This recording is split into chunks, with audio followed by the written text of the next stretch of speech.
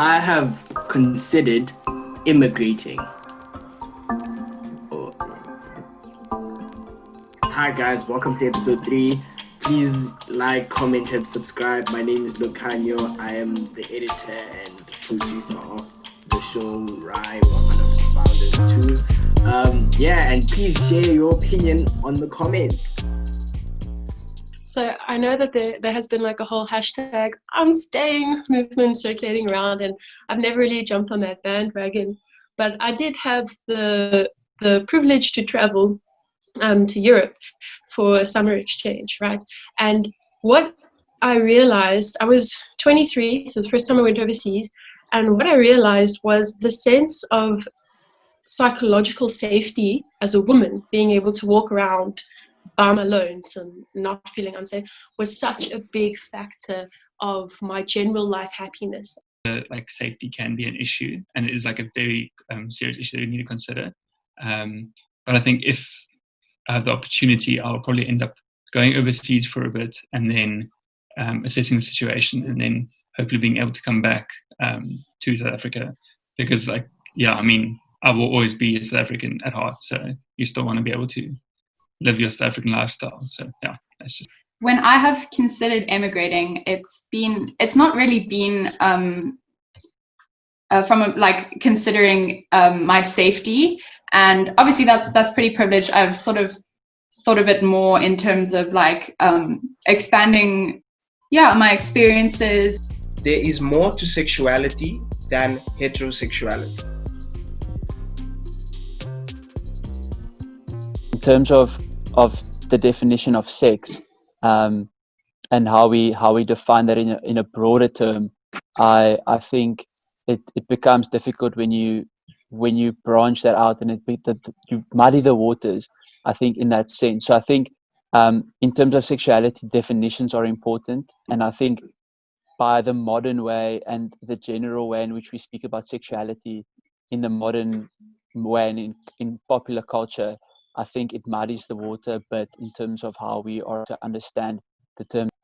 As a queer person, I have a lot of fluidity in my sex and in my gender, and I think it's important to validate anyone's gender and sex expression, and to be willing to listen to however muddy that expression or identity is to you, and to not be conservative about those spectrums.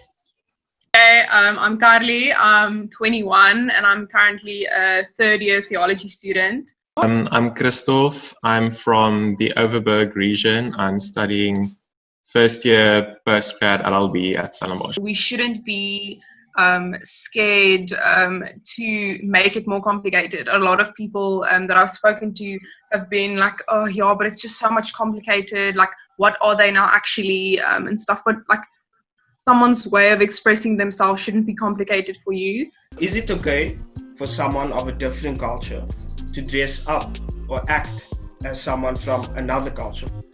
The problem that I have when it comes to this notion of cultural appropriation is it's problematic when it reflects a lack of positive intent. Reverse racism exists. The definition of racism has been twisted to this notion where you can only be racist when you hold a position of power, when in actual fact that is not the case. We know in the Rwandan genocide, two races with similar ethnicities they killed each other because of their race. Neither was in power, yet they killed each other because of the other race. So both sides were clearly racist, yet nobody really had power to oppress the other. And whenever we talk about racism in this country, it often feels like it has to be a polar thing between white and black people. And for very obvious and legitimate historical reasons, that is an assumption, like a view to assume. But I always feel uncomfortable talking about this topic when there isn't a consensus around what we're going to define as racism. Racism is about power, so I think it's difficult to be of an oppressed race and be racist, although you can be prejudiced toward other people and other races. I'm Danielle, I'm 21, and I'm currently in Joburg, and I'm studying a BA International Studies. I'm in my third and final. The core definition of racism, it's about prejudice against someone else because they're not the same race or culture as you, and in that case, I do think that you can experience reverse race. Referring to someone as Karen is racially offensive.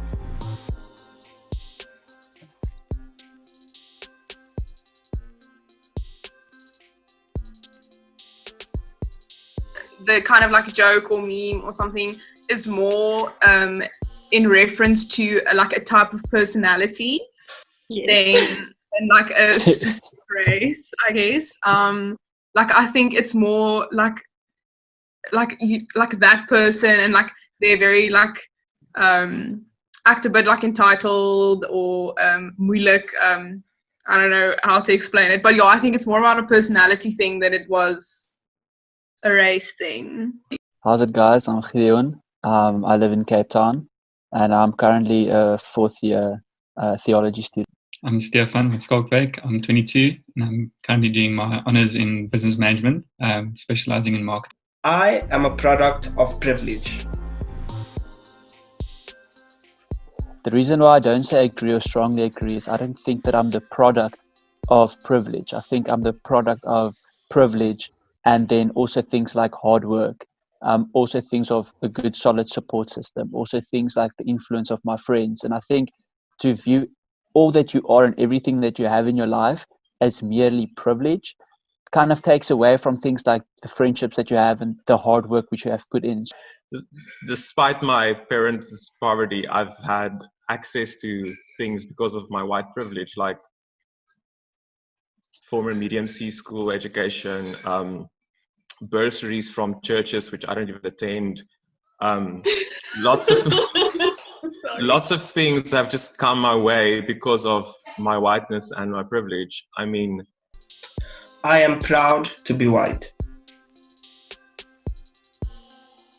Hi, my name's Emer. I'm a graduate from computer science, currently doing my honours in general linguistics at Stellenbosch University. Yeah, it's whiteness it's just a bit of a messy sort of term for me. I'm proud of being, I think I'm proud of my language, I'm proud of Afrikaans, but not necessarily the whiteness of Afrikaans. Guilt is a useless emotion in the sense of like white guilt specifically. So I'm not going to say that I'm not proud, although I didn't say strongly agree, because I think it's also silly to tie so much identity to something, to anything really, and particularly to whiteness. Taking pride in something that you have absolutely no control over is very useless, actually. And to be, guilty in the same breath of the way in which you were born is also, why. But the reason I said I agree is because I understand the question. I am proudly South African.